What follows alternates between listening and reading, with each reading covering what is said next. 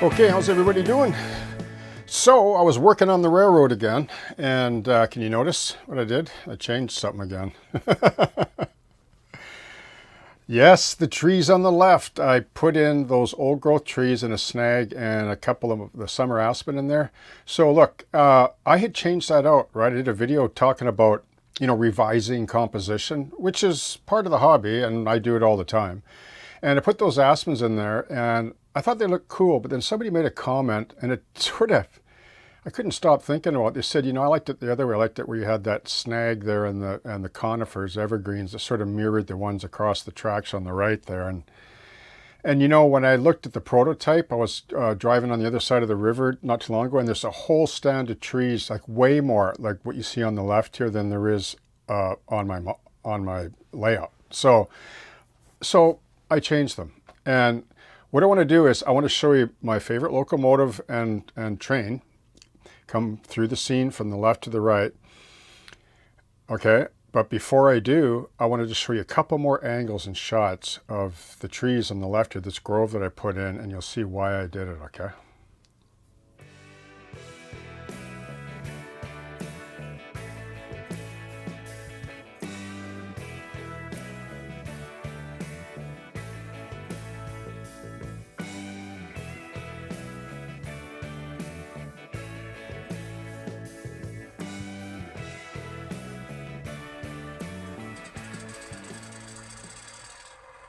So this is why I love shelf layouts and short lines.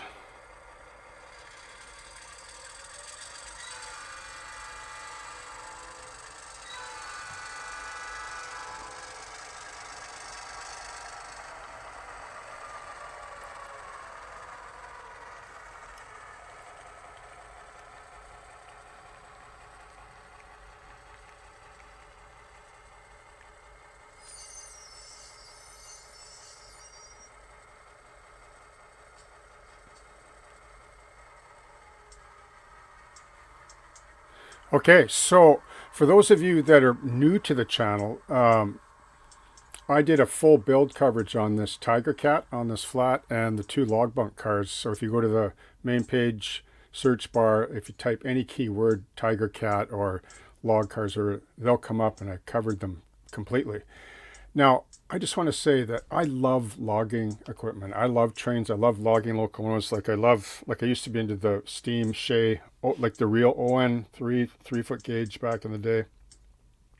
But I always loved the Canadian Forest Products logging operations up here in British Columbia where I live. And I have this sort of subconscious sort of drive that whenever I do a locomotive, I always put a lot into, well, I put a lot into all my locomotives, but when it comes to these little switches here, I've been collecting them. Like if I find undecks, I snap them up right away. I was lucky to get two from Proto. Like they are just fully loaded undeck kits, SW1200 kits. And I love the Proto 2000s.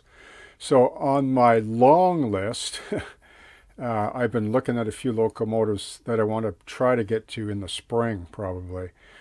And there's the Inglewood Logging and which is Canadian Forest Products, and then there's the Port Mellon Pulp and Paper Mill SW900, which they're both linked to SRY, like both those companies. Well, most of the mill locomotives were owned by Washington Corporation anyway, so they would make sense on my layout, and I do plan to do some of them down the road. But when I put these trees in, like I had to do this. I just thought this is the scene. Like, you know how you get that where you have a scene in your mind and it takes a while to achieve it, but you just want to model it, like, and you want to see it function.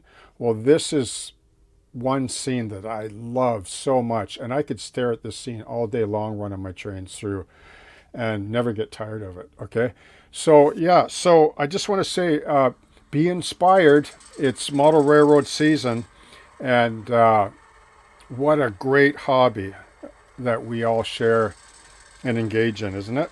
So, hey, listen, I just want to say thanks to all my subscribers, to every one of you.